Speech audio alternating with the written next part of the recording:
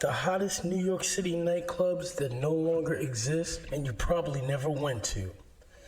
Greetings to all YouTube sightseers and content seekers. In this video, I'll be taking a historical look back at some of the hottest nightclubs to ever be rocking in New York City that no longer exist, so you might have missed out if you never got to go to any of them. These historic venues shaped much of the culture of my generation and probably the current one without y'all even knowing. The time period I'll be covering here is from the early 1980s to the mid 1990s. This was the time I was going to these clubs, and honestly I feel as though it was the best era for party going because it was the start of everything this generation now knows as pop culture, especially when it comes to hip hop. Being from Mount Vernon, a small but extremely iconic town in Westchester, New York, I was up close and personal to a world of entertainment culture when it was first being born. Mount Vernon is bordered on two sides of town by the Bronx, so I could walk to the number 2 and number 5 trains and be in Midtown Manhattan in 25 minutes on an express. I will start this Nightclubs of the Past journey with one of the closest clubs to me and work my way downtown.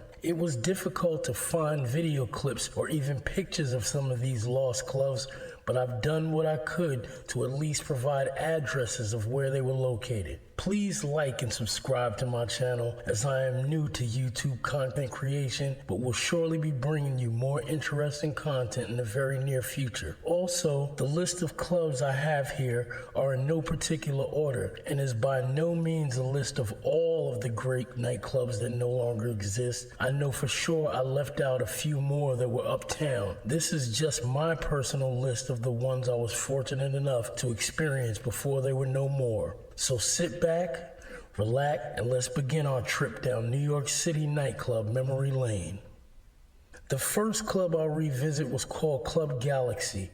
It was located at 4546 White Plains Road in Wakefield, right across the street on the corner perpendicular from the stairs to the number 2 train platform. It was a small club in an upstairs ballroom area, and it was operating in the early 1980s, where local DJs were playing the latest hip-hop and showcasing local talent in this music genre.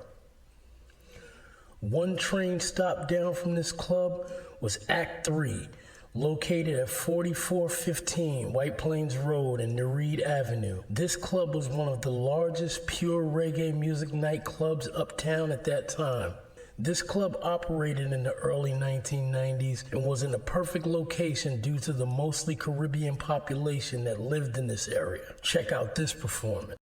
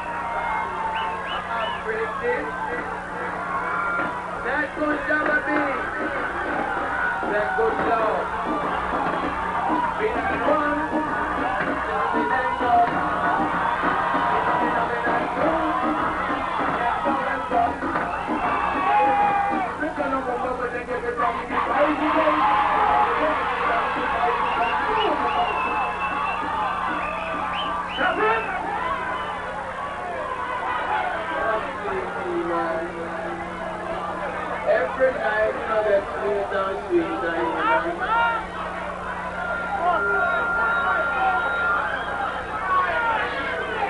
So, ready? Let me see the hands of all the personalities that is here for the 3 nights. So if that's your new kids, that's a good night. Alright. Lead on the Lord.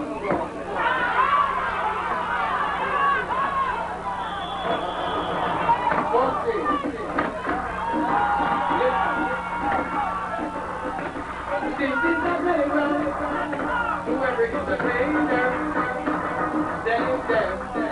Sling the man, take it over, and that's what it over. We say no more, we like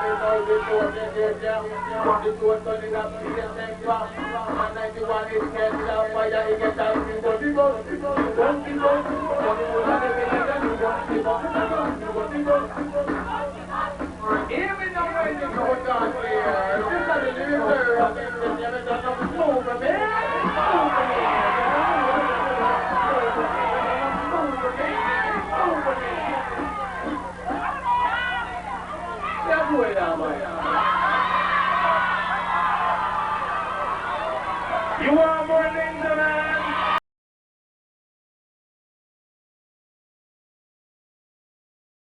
Traveled a few more stops on the 2 train, you were at the T Connection, which was located at 3510 White Plains Road. This club was one of the first to host all of the original hip-hop icons before rap was mainstream. Grandmaster Flash and the Cold Crush Brothers are just a couple of names from many more groups and talent that started the culture and were frequent party goers and performers at this early 1980s nightclub. You never heard it like this before. Heard. Alright, Joe, let's do it. Get down, stop that messing around. Everybody knows I'm going down. Your ladies, rock on. I go and they see down the Joe did far. I'm a crystal with potential of a superstar. The perfect style in the clothes you wear. The match with the color of the streets of your hair. Hold a nice position in the way you walk. Sweet sense of tone in the way you walk. Walk through the block and fellas you can do it. Try to make a pass. If they don't them the lady yourself, I like the things you do. They keep yourself so nice, looking the cool. So far, a jack about to understand. And so damn, you got to have a man. Now look at brother, he is too bad. It wasn't me to put you in check, something I can keep. Hold it a second.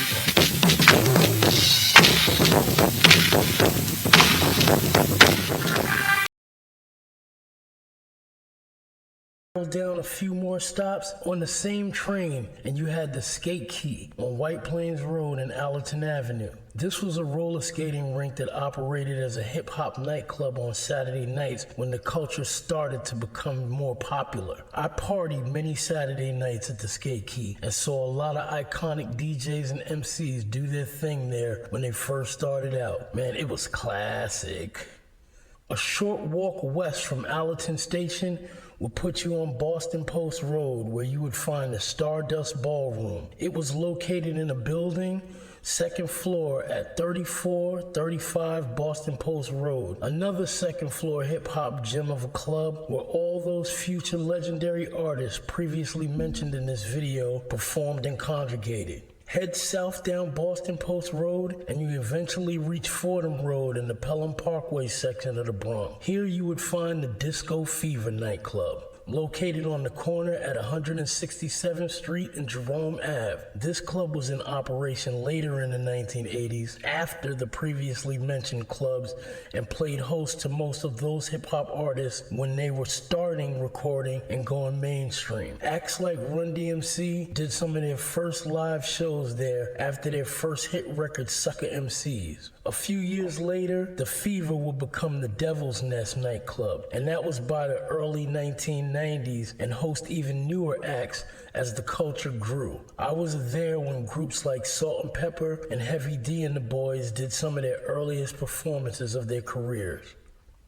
The first nightclub that I'll talk about in Manhattan is the Underground. That was located in New York City's Greenwich Village on a corner building in Union Square. When I started to venture further downtown from the Bronx to find nightclubs, the Underground was my favorite place to go because I lived a short walking distance from the Dyer Ave station and the train took you right to Union Square without changing stop. Easy access twice a week made the underground my #1 go-to spot. Clubbing was a huge part of my life activities because I was an avid breakdancer at that time, and dancing in general was a passion that linked up with more than just hip-hop. House music was now popular, and I would be in the nightclubs at least 4 nights a week, almost every week. Monday and Wednesday nights for me were dedicated strictly to the underground. Unfortunately, I wasn't able to find any video footage or even many pictures of the original club. The next nightclub we'll revisit was called the Sound Fact. First located at 532 West 27th Street and later moved to 618 West 46th Street in Manhattan, this club functioned during the peak of the house music era from 1989 to 1995. Saturday nights were usually my nights to hit the Sound Factory, even though I'm sure it was open more nights during the week. Many club owners in New York City have problems securing and keeping legitimate cabaret licenses, and after moving to their second location and facing legal issues, the club was finally closed for good in 2004.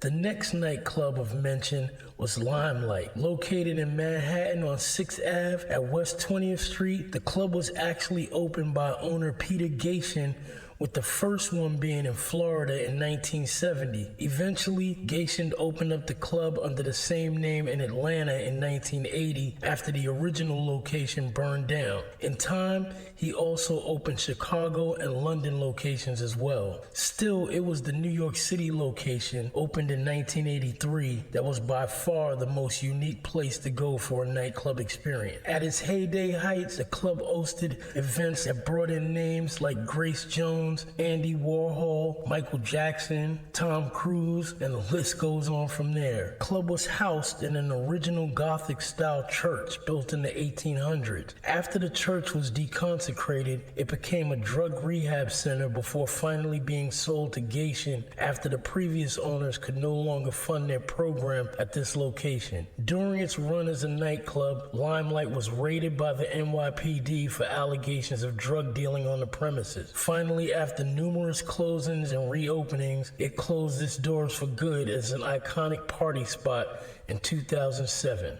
I'll move back downtown to talk about the next of the most iconic nightclubs of my era, and this one was called Nell's. Located at 244 West 14th Street in Greenwich Village, Nell's opened in 1986 as a kind of exclusive supper club, catering to patrons who wanted the nightclub experience, but in a smaller setting than their usual disco and warehouse spaces that were more common. By 1990, it had grown into a jazz, reggae, and hip-hop showcase area. The club was named after singer-actress Nell Campbell, and she was also a co-owner. Nell's had a very popular celebrity following, and on any given night, you could be rubbing elbows with music and movie elite. Even though it was much smaller than normal venue, its impact on popular culture was still larger than life. The Notorious B.I.G. even shot the video for his hit song Big Papa at the club. Nell's nightclub finally closed its doors for good in 2004. The next club we'll revisit was called The Tunnel. Located not too far uptown from Greenwich Village at 220 12th Avenue, it operated as a nightclub from 1986 to 2001. The club was built in the Chelsea Terminal Warehouse building, which from the early 1900s had trains running from the 11th Avenue freight line of the New York Central Railroad directly into the warehouse buildings in the area, bringing goods to be moved directly to and fro the rail cars that crossed the Hudson River from Hoboken, New Jersey. Tracks actually ran through a part of the dance floor.